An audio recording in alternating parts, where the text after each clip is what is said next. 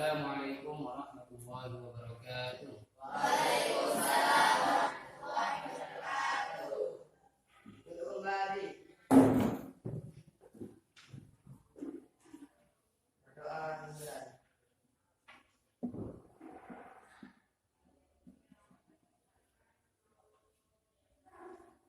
Selesai.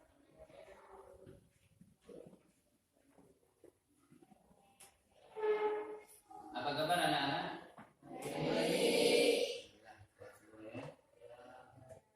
Pada pertemuan kali ini kita akan mempelajari bab 9. Tolong dibuka bukunya. Bab 9 halaman 125.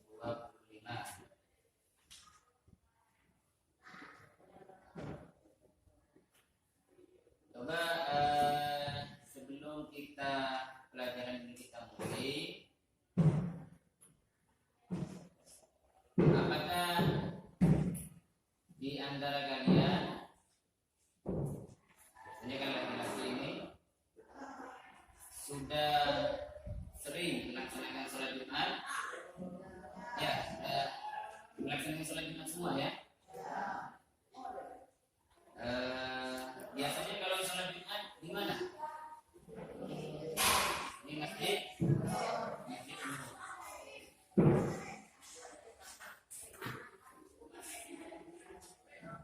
Terus biasanya setiap ibadah ini kita awali dengan niat. Karena di dalam hadis disebutkan innamal a'malu binniyat. Jadi setiap ibadah itu diawali dengan niat. Kalau sholat Jumat itu niatnya bagaimana? Azrin, bagaimana biasanya?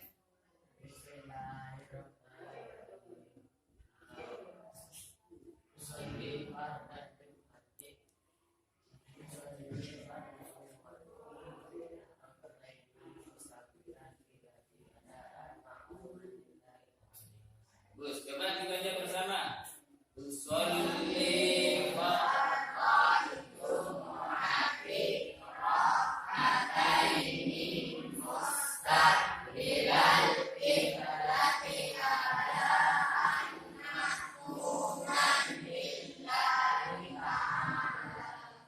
niat ini penting karena untuk keabsahan suatu ibadah niatnya harus betul, harus benar. Apabila niatnya tidak benar, maka ibadahnya tidak sah. Terus di dalam sholat Jumat ini banyak mengandung beberapa hikmah, karena di dalam sholat Jumat ini semua orang berkumpul, baik yang kaya, yang miskin, baik yang tampan atau yang jelek, berkumpul semua di sana untuk melaksanakan sholat Jumat. Jadi tanpa terasa setiap Jumat kita ini bersilaturahim di suatu tempat yang mulia, yaitu masjid. Kita bisa bersua, bertatap muka dengan seseorang yang jarang kita jumpai setiap harinya. Biasanya kan tidak semua satu daerah masjid atau satu kampung itu kita bertemu setiap hari kan ya? Kan tidak? Artinya seperti itu. Jadi setiap Jumat ini waktu yang tepat untuk bertatap muka, berkenalan atau bersilaturahim, supaya tali persaudaraan antar sesama manusia, lebih-lebih di sekitar tetangga itu terjalin erat. Kalau kita cuma di rumah saja, tidak, jarang bertetangga, jarang bersilaturahim ke tetangga, maka kita tidak si tetangga masyarakat. Yang pada akhirnya seperti tetangga itu enggan dan segan mau mengunjungi kita. Setidaknya pada momen sholat Jumat itu seperti meningkatkan tali silaturahmi. Itu hikmah, salah satu hikmah sholat Jumat. Baik, coba dibaca dahulu. Kira-kira apa itu sholat Jumat? Di dalam bukunya sudah dijelaskan dan saya minta tolong kepada salah satu siswa atau putri, coba dari bagian putri. Nah,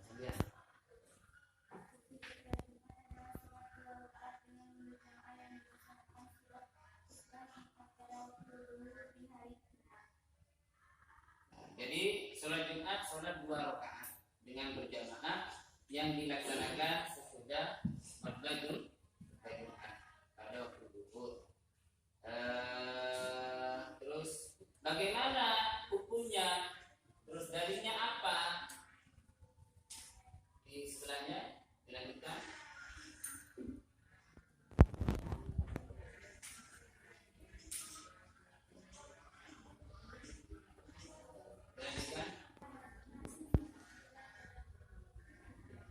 Dibaca dengan suara yang lantang ya, jelas agar lainnya teman-temannya itu bisa mendengar dengan baik.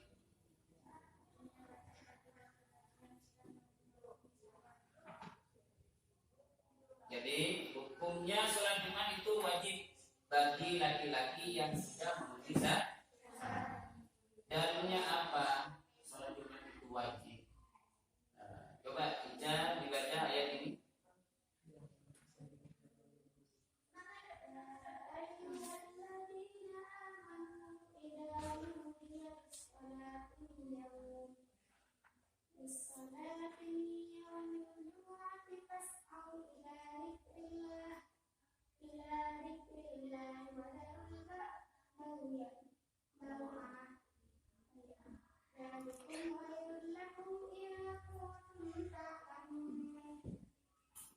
Artinya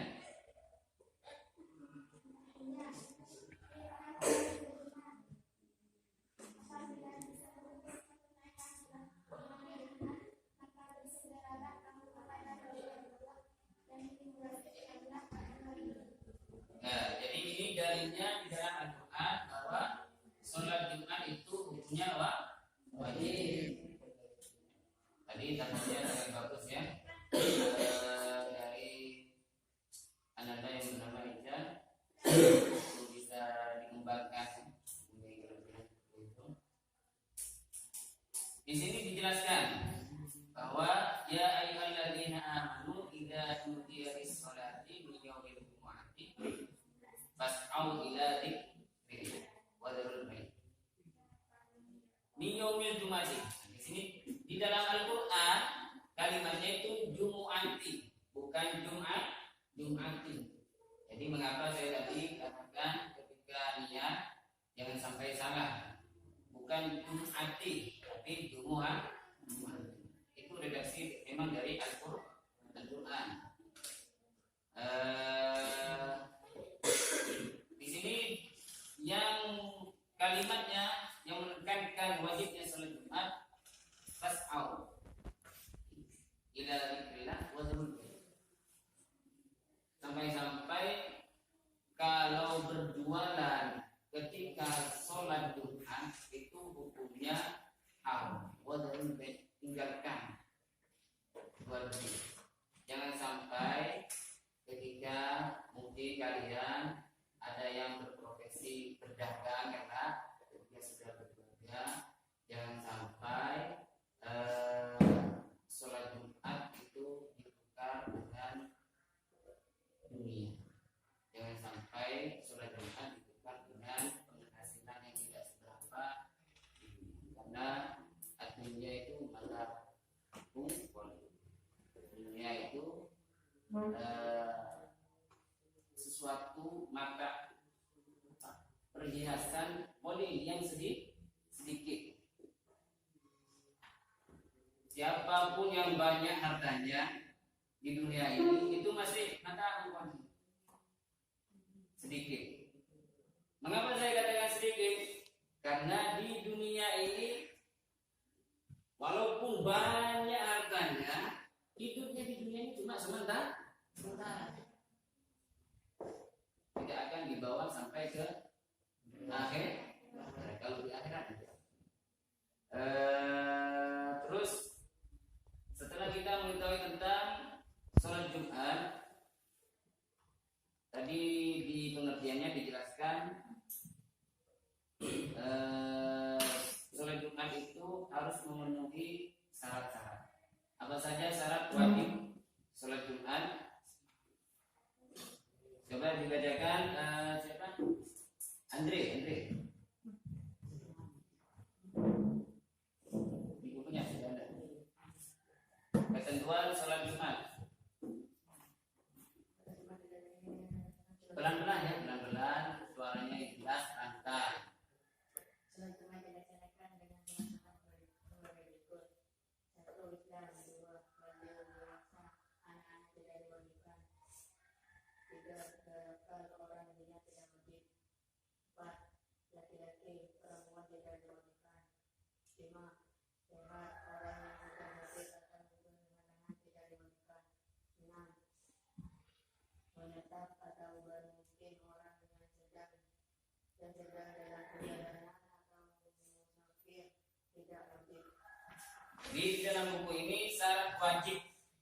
Jadi ada syaratnya sehingga seseorang itu wajib melaksanakan sholat Jumat.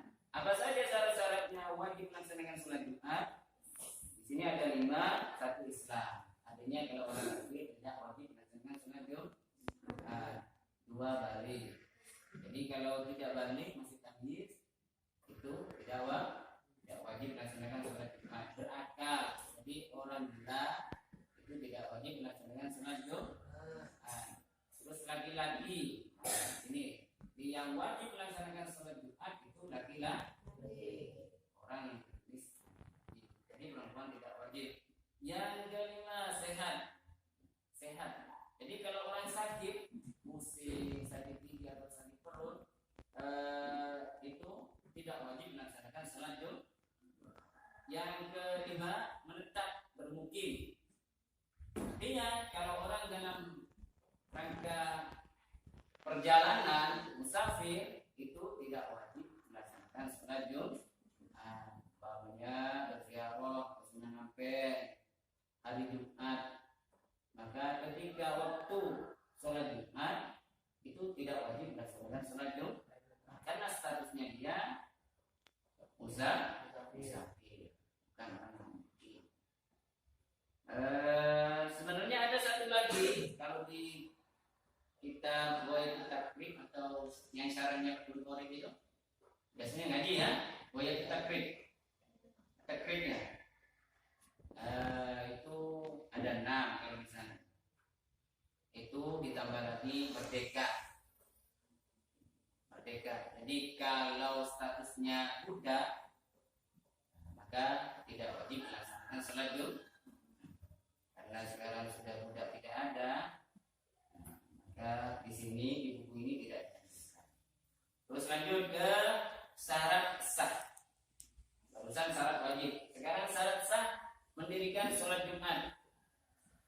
Sana ada 4. Yang pertama, dilaksanakan di tempat yang telah dijadikan tempat bermukim oleh penduduknya, baik di perkotaan maupun di pedesaan. Jadi syarat sahnya mendirikan sholat Jumat itu harus didirikan di tempat yang sudah dinamakan desa atau kota. Minimal kalau struktur di negara kita kan paling rendah itu kan kampung, dusun ya, dusun. Jadi area paling kecil itu dusun. Minimal sudah dikatakan dusun.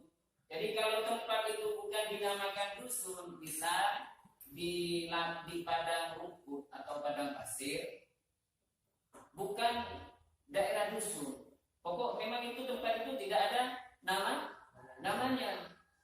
Bukan dusun, bukan desa, bukan kecamatan, bukan kota. Nah, maka kalau sholat Jumat di tempat seperti itu, maka hukumnya tidak sah. Harus di tempat, walaupun bukan di masjid, harus di tempat yang statusnya itu desa atau lain-lainnya, kota, kecamatan. Meskipun sholat di lapangan, di padang rumput yang masih masuk area desa atau desa. Terus yang nomor 2 dilaksanakan secara berjamaah. Terus jumlahnya berapa? Makanya seperti itu. Jumlahnya adalah berapa? Kalau menurut mazhab Imam Syafi'i berapa? 40. Ada perbedaan pendapat di kalangan Imam Mazhab, Imam Hanafi, Imam Malik dan Imam Hambali. Karena di Indonesia mayoritas Imam Syafi'i, mengikuti mazhab Imam Syafi'i, maka kita mengikuti anjuran dari mazhab Imam Syafi'i, yaitu minimal 40 orang. 40 orang itu makmum saja atau makmum dengan imam? Makmum dengan imam. Karena berjamaah itu harus ada makmum dan imam, bukan makmum saja. Terus yang ketiga dilaksanakan pada waktu zuhur. Ini berdasarkan hadis. Coba dibaca hadisnya. Siapa ini? Ketua kelasnya? Dewi ya. Coba dibaca hadisnya tentang waktu melaksanakan sholat Jumat di waktu zuhur.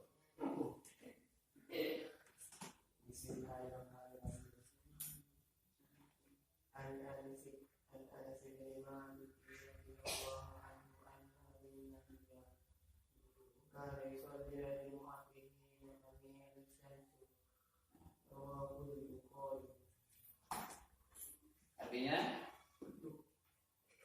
dari karena di sebelumnya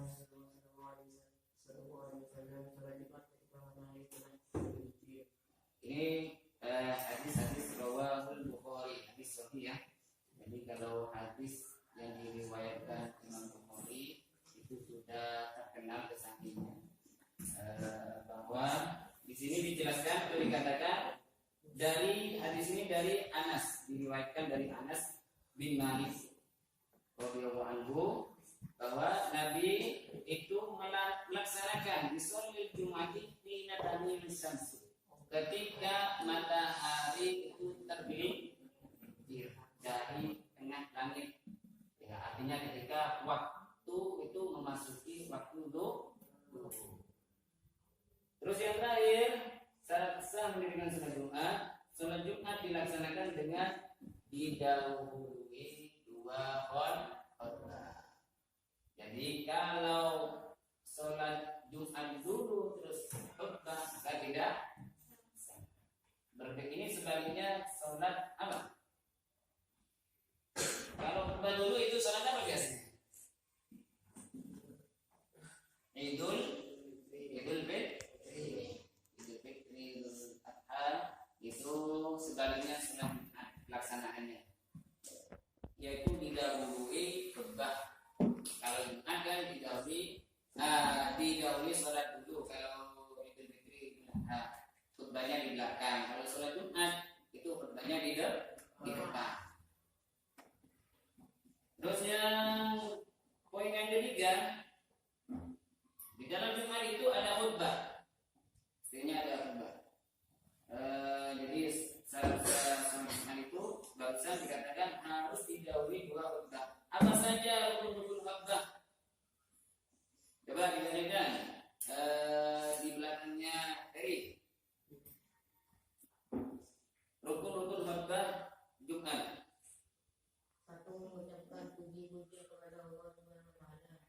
2. Membaca shalawat atas Rasulullah sallallahu alaihi wasallam. 3. Mengucapkan 2 kalimat syahadat. 4. Berwasiat bernasihat. 5. membaca ayat Al-Quran pada salah satu dua khutbah. Imam berdoa untuk semua umat Islam pada khutbah yang kedua. Jadi di sini dijelaskan bahwa rukun khutbah ada 6 di sini. Itu satu, mengucapkan, memuji Allah. Yang kedua, membaca salawat. Yang ketiga, mengucapkan dua kalimat syahadat. Ini kalau di kitab taktik sebagai rujukan kitab fikih, hukum fikih itu tidak ada ya mengucapkan dua kalimat syahadat.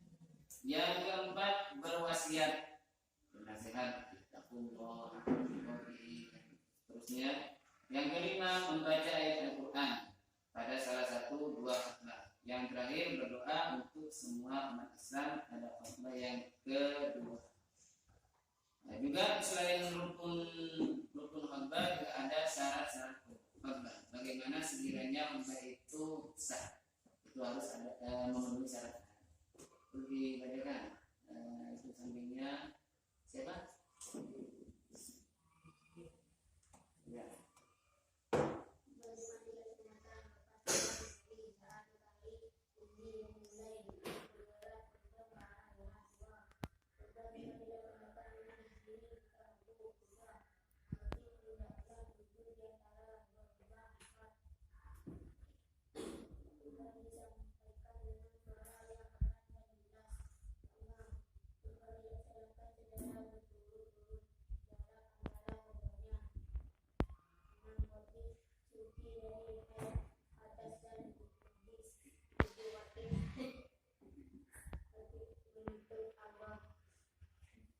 Jadi syarat-syarat khutbah di sini ada 7. Khutbah kita dilaksanakan tepat siang hari pada hari ini. Ya, jadi khutbah kita harus dilaksanakan di waktu zuhur. Yang kedua, khutbah Jumat dilaksanakan dengan berdiri jika mampu. Jadi khutbah Jumat itu khotibnya harus berdiri kalau mampu. Yang ketiga, khotib hendaklah duduk di antara dua khutbah. Jadi di antara dua khutbah itu harus duduk. Setelah khutbah pertama duduk. Nanti berdiri lagi melanjutkan yang kedua. Yang ketiga, yang keempat, khutbah disampaikan dengan suara yang keras dan jelas. Karena khutbah itu harus didengar 40 orang jamaah minimal berapa. Yang kelima, khutbah dilaksanakan secara berturut-turut jarak antara keduanya. Jadi antara khutbah yang pertama dengan yang kedua itu harus bersambung, tidak boleh dipisah.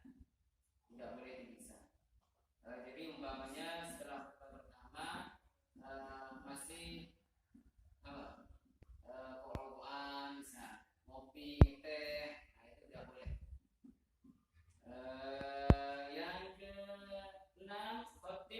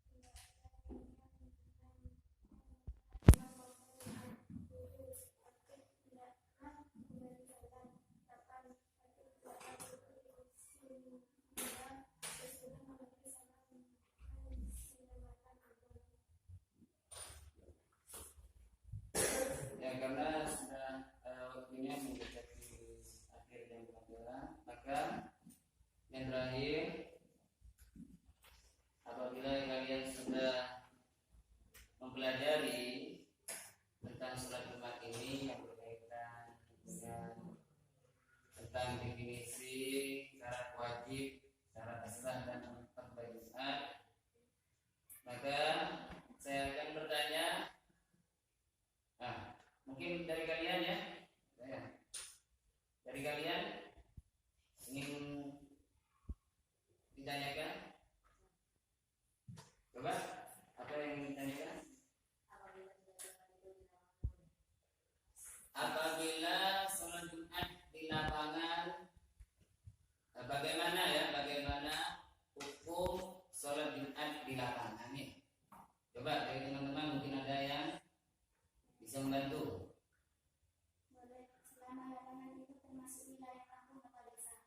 Ya, jadi barusan dijawab oleh Ananda Isya bahwa sholat Jumat di lapangan itu boleh selama lapangan itu masih dalam wilayah perkampungan atau desa.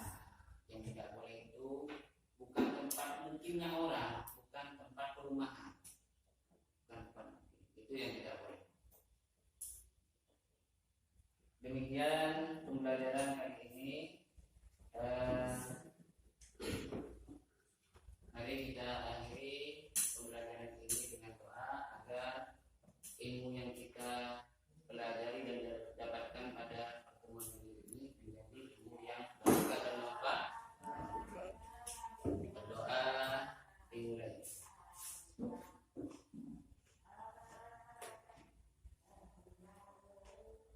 Selesai.